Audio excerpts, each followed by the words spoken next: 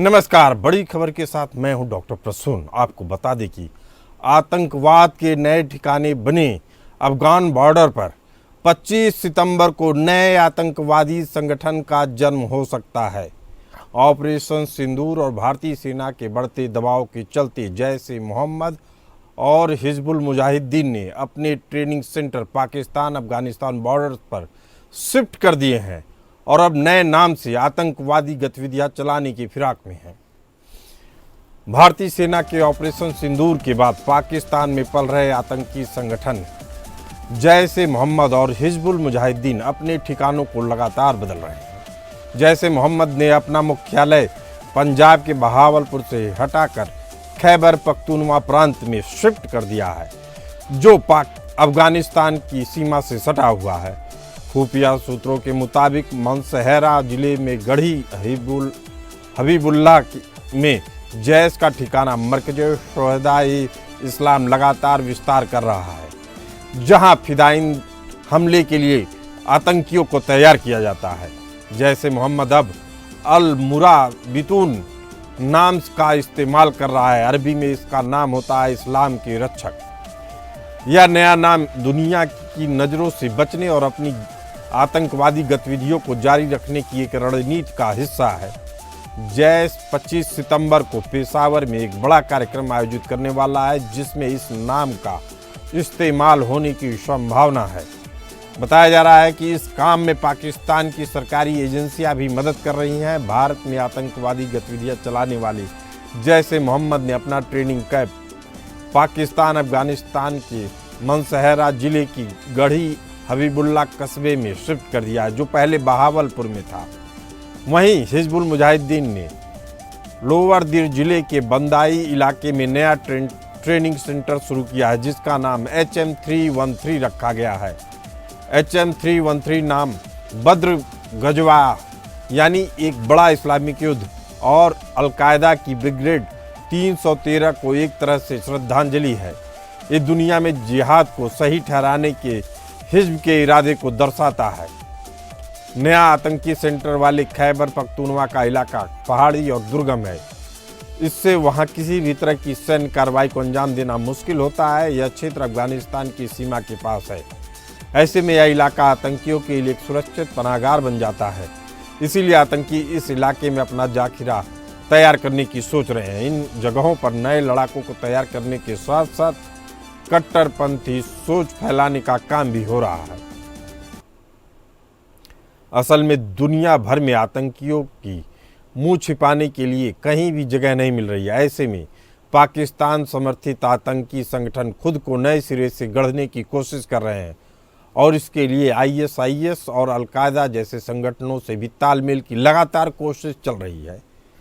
14 सितंबर 2025 को जैश ने गढ़ी हबीबुल्लाह में एक जिहादी इस्लामिक बैठक रखी है। खास बात यह है कि इसमें हथियारबंद लोगों के साथ पाकिस्तान की स्थानीय पुलिस भी मौजूद रहेगी। जिहादी इस्लामिक बैठक के जरिए युवाओं को आतंकी संगठन से जोड़ने की कोशिश की जा रही है। 25 सितंबर को जैश ए मोहम्मद पेशावर के मरकज शहीद मकसूबाबाद में ऑपरेशन सिंदूर में मारे गए मसूद अजहर के भाई यूसुफ अजहर की याद में एक भर्ती अभियान आयोजित करने में की योजना है। यहीं पर संगठन के लिए एक नया नाम अल मुराबितून की घोषणा की जानी है। अल मुराबितून का मतलब होता है इस्लाम की धरती के रक्षक। ये पश्चिमी अफ्रीका के अलकायदा समूह जैसा होगा। पाकिस्तान की लोकल मीडिया रिपोर्ट के मुताबिक इन गतिविधियों में पाकिस्तान की सेना, पुलिस और कुछ राजनीतिक संगठन भी शामिल हैं और पूरी मदद कर रहे हैं। हाल में ही जैश का कमांडर मसूद इलियास कश्मीरी ने सार्वजनिक रूप से यह माना था कि ऑपरेशन सिंदूर में मसूद अजहर के परिवार के कई लोग मारे गए थे। इससे आतंकी संगठन को काफ़ी नुकसान पहुंचा, जिसके बाद ये आतंकी संगठन दोबारा अपने आप को खड़ा करने की आतंकवादी गतिविधियों को नए सिरे से अंजाम देने के खतरनाक खेल में लग गया है। इस बार ये संगठन आतंकवाद को दुनिया भर के इस कट्टरपंथी इस्लामिक आतंकवादी संगठनों के साथ जोड़कर नई मुहिम छेड़ने की फिराक में है।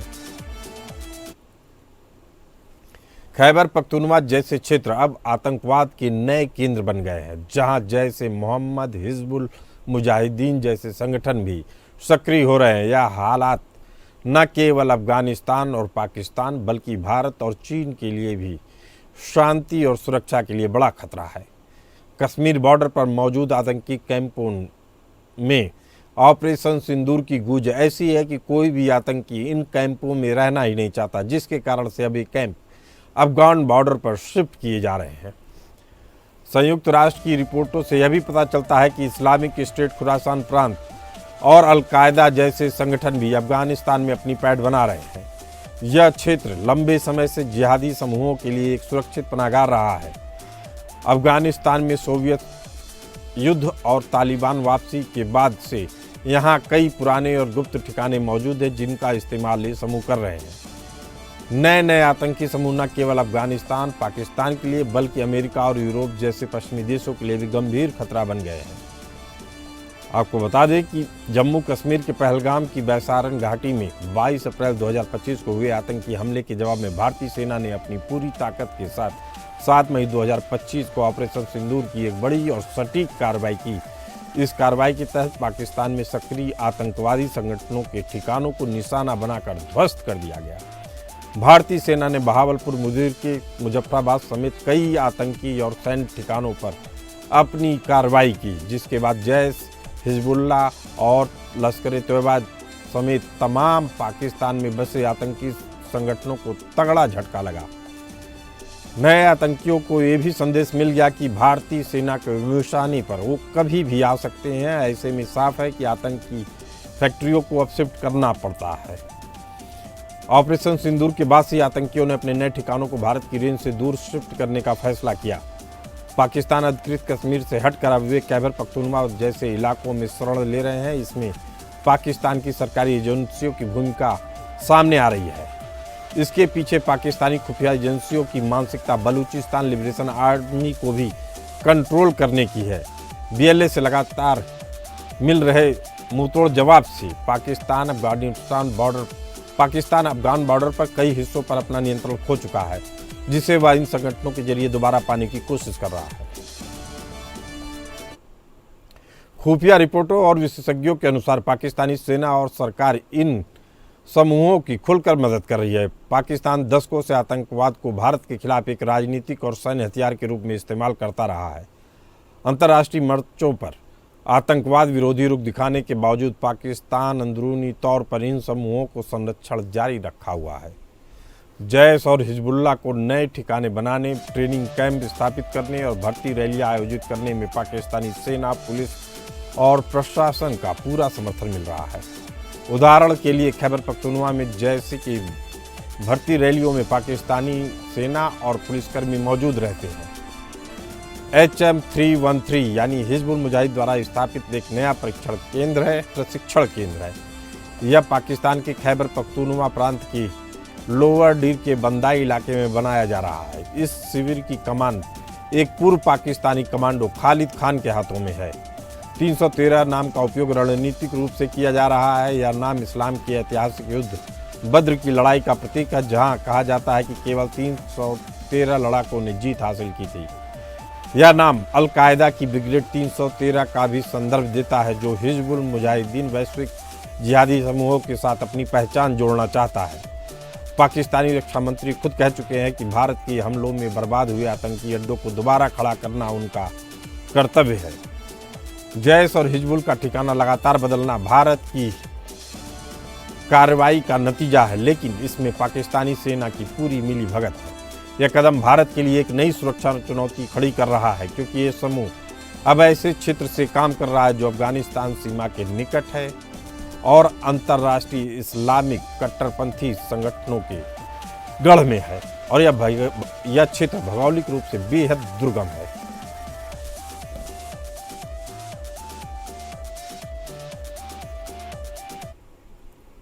इसी मुद्दे पर चर्चा करने के लिए हमारे साथ मौजूद हैं संजीव श्रीवास्तव जी, जियोपॉलिटिकल एक्सपर्ट और retired group captain VN Jha ji, जो डिफेंस एक्सपर्ट हैं। आप दोनों मेहमानों का बहुत बहुत स्वागत है। VN झा साहब, पहला सवाल आपसे, क्या भारत के पास कोई एक ऐसा स्पष्ट सैन्य उद्देश्य है जिसे वह युद्ध करके हासिल कर सकता है?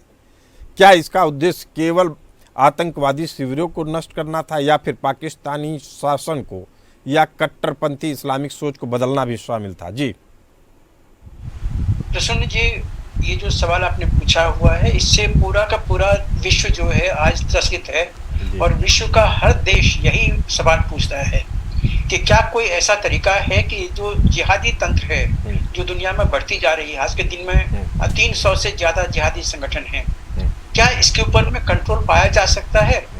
लेकिन जिस तरह से नॉन इस्लामिक जो देश हैं वो आपस में बटे हुए हैं, कोई दो देश एक जैसी राय नहीं रखता है, तो ये सवाल बहुत मुश्किल है। और उसका सीधा सीधा जो उदाहरण है आपको गाजा में मिल जाएगा।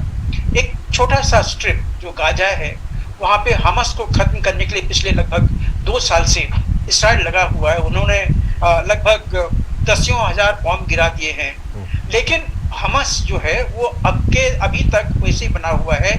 यहाँ तक कि उसके लोग, जो गाजा के लोग थे, चाहे वो जो औरत हो, बच्चे हों, या वहाँ के युवक हैं, वो मर रहे हैं, वो बम से मर रहे हैं, लेकिन हमास के ऊपर में सवाल नहीं कोई कर रहा है।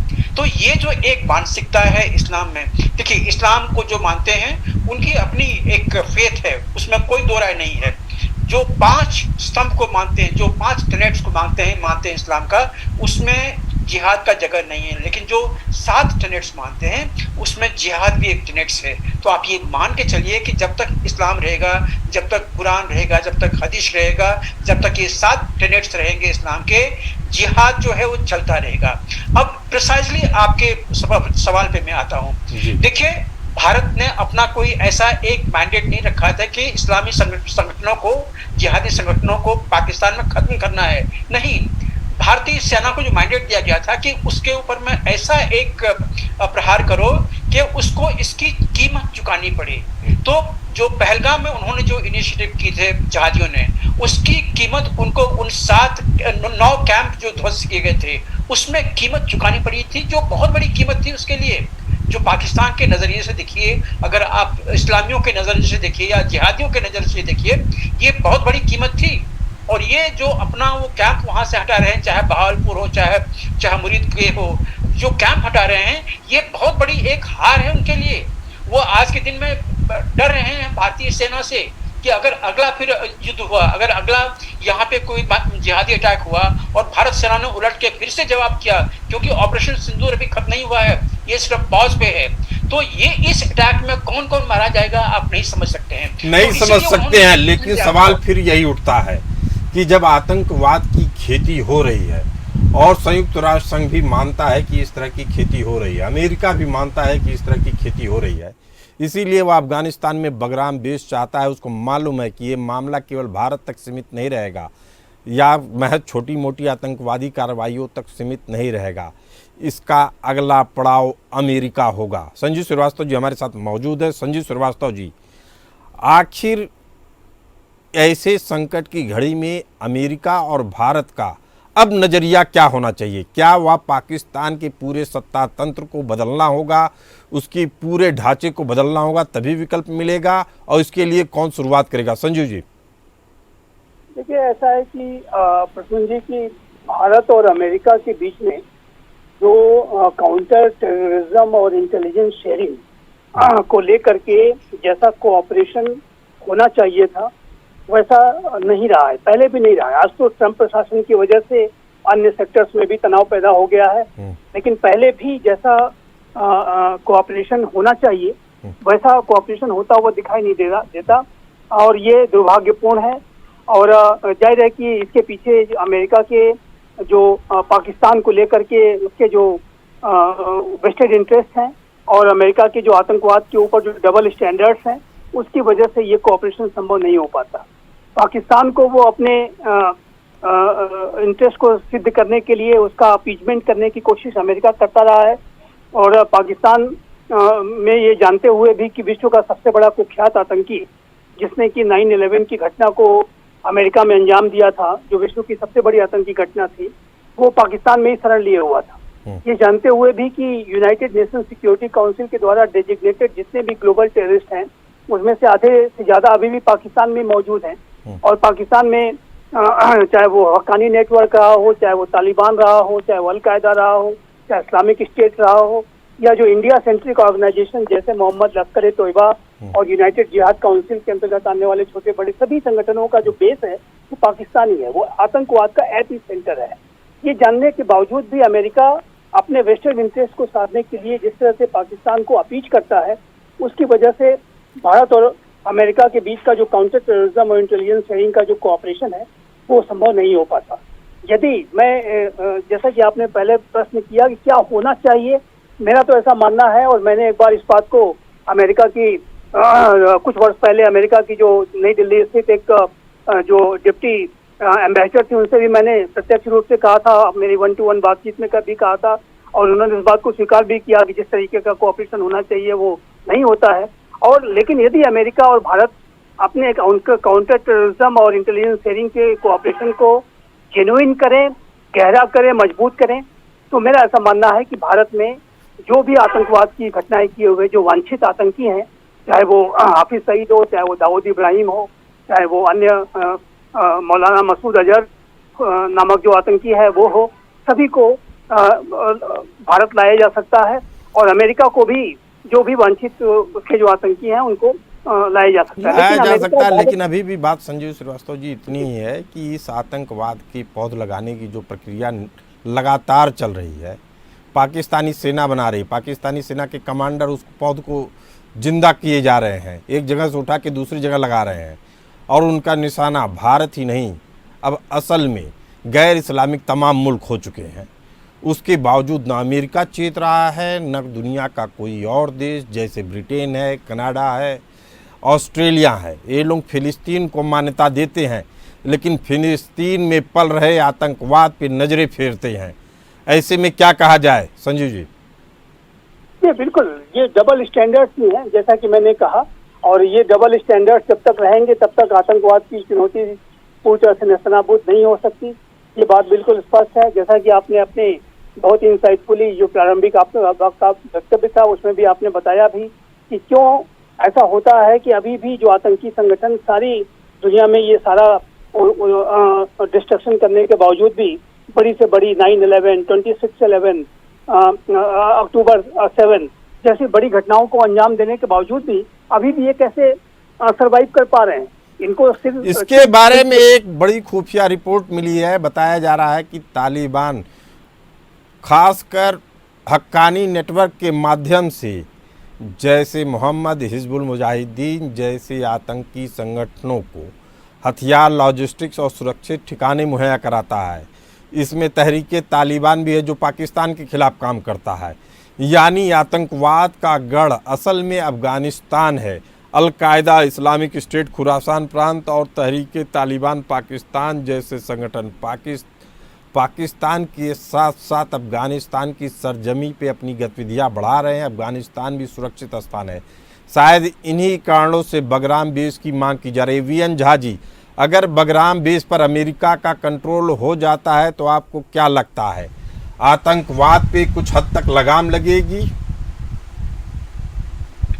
नहीं, ऐसा कुछ भी नहीं होगा। पहले तो बगराम के ऊपर में कंट्रोल हो ही नहीं सकता अमेरिका का। फिर अमेरिका को एक और युद्ध लड़नी पड़ेगी वहां पे, और ये युद्ध संभव इसलिए नहीं है कि पिछली बार जब इन्वेजन हुआ था अफगानिस्तान का तो ये अमेरिका लेड कंप्लीट नेटो देश थे वहां पे। 22 देश वहां पे आए हुए थे जिन्होंने अपनी सेना और अपने साजो सामान भेजे थे। तब ये फोर्सेस अफगानिस्तान में उतने दिन रह पाए थे, लेकिन फिर भी वहां पे अफगानियों का दिल वो जीत नहीं पाए। उनकी मानसिकता के ऊपर में अपना जो एक डेमोक्रेटिक जो व्यू था उसको नहीं समझा पाए उनको, और नतीजा ये हुआ कि पाकिस्तान को वहां से भागना पड़ा। तो अमेरिका वहां पे नहीं जा सकता, वहां पे रह नहीं सकता है जबरदस्ती। दूसरे, ये देखिए हम लोग भूल जाते हैं सिर्फ पाकिस्तान में आज के दिन में प्रसून जी 63 जिहादी ऑर्गेनाइजेशंस हैं जो पाकिस्तान बेस हैं, और हम लोग भूल रहे हैं आज के दिन में तो अबू सयाफ, अल बद्र, अल बर्क, अल फरहान, अल कायदा के सारे रीजनल एफिलिएट्स, उसमें इंडियन ओशन भी है, Al Shabaab, Al Ansar, Nusra Front, Boko Haram. अरे आप नाम लेते जाइए, कितने का नाम लीजिएगा। ये जो हम लोग बात कर रहे हैं अभी हिजबुल मुजाहिदीन का और एलईटी का, तो ये तो कहीं भी इसका ज्यादा संदर्भ नहीं मिलता है। लेकिन ये सब जो बड़े बड़े जो ऑर्गेनाइजेशंस हैं, आईसिस, इस्लामिक जिहाद, ये सब जो जिस तरह से कहर ढा रही है पूरे विश्व में, आज के दिन में पूरा का पूरा जो अफ्रीकन कॉन्टिनेंट है, जहां पे कि अभी भी बहुत सारे देशों में साहब, इसीलिए मैं जो आप बात कह रहे हैं उसी के कारण मैं कह रहा हूँ, केवल आतंकवाद पे चोट करना क्या मायने रखता है, या उसके आगे बढ़कर पाकिस्तान में सत्ता परिवर्तन के साथ उसके पूरे ढांचे को बदलना ही एकमात्र उपाय है? नहीं प्रसून जी, देखिए पाकिस्तान का जो आतंकवाद पनप रहा है वहां पे पिछले लगभग 3 दशक से पनप रहा है। 3 दशक में कितने सत्ता आए, कितने गए, क्या कोई फर्क पड़ा? नहीं पड़ा। जब तक कि वहां पे जिहादी मानसिकता है और वो भी वही सेना उसको पनपा रही है, साहब, इसीलिए मैं कह रहा हूं कि पाकिस्तान की सरकार और सेना में कोई अंतर नहीं है। जब तक उसका संरचनात्मक स्ट्रक्चरल ढांचा बदला नहीं जाएगा, उसका स्ट्रक्चर बदला नहीं जाएगा, लोकतांत्रिक प्रक्रियाएं नहीं शुरू की जाएंगी, तब तक बहुत मुश्किल होगा। जी प्रसन्न जी, मुझे थोड़ा सा इसको खत्म करने की इजाजत दीजिएगा। देखिए, मैं जो आपको संकेत दे रहा था कि आज के दिन का जो ये जिहाद है, वर्ल्ड जिहाद, ये वर्ल्ड ग्लोबल इस्लामिक कैलिफेट को स्थापित करने के लिए है। और इसीलिए जो हम बात कर रहे हैं बार बार कि ये 300 से ज्यादा जिहादी ऑर्गेनाइजेशन हैं, जिसमें के इंडियन कॉन्टिनेंट के बाहर भी बहुत सारे हैं, ये सारे एक्टिव हैं। उनको कैसे खत्म किया जाए? यूएन के ऊपर में जो जिम्मेदारी है यूएन उसको नहीं निभा रही है। जितने देश आज के दिन में त्रस्त हैं, देखिए रशिया के ऊपर में कितने जिहादी अटैक हुए हैं, उसके कितने लोग मारे गए हैं। और अभी दागिस्तान की आप बात कर लीजिए, दागिस्तान में कितने लोग अभी मारे गए थे, रशियन पुलिस मारी गई थी, रशियन आर्म फोर्सेस मारी गई थी। लेकिन उसका नतीजा क्या हुआ? रशिया ने अभी तालिबान को मान्यता दी है। तो ये सिर्फ अगर खत्म करना चाहते हैं इसको तो खत्म नहीं होगा।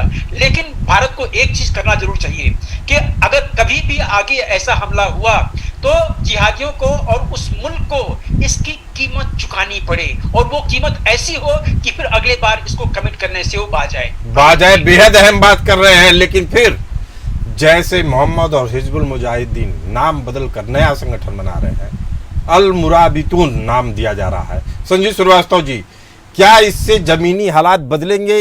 इन दोनों संगठनों के ऊपर संयुक्त राष्ट्र की, अमेरिका की और तमाम संघीय एजेंसियों की जांच में कोई असर पड़ेगा, या इन पे उसी तरह का दबाव बना रहेगा?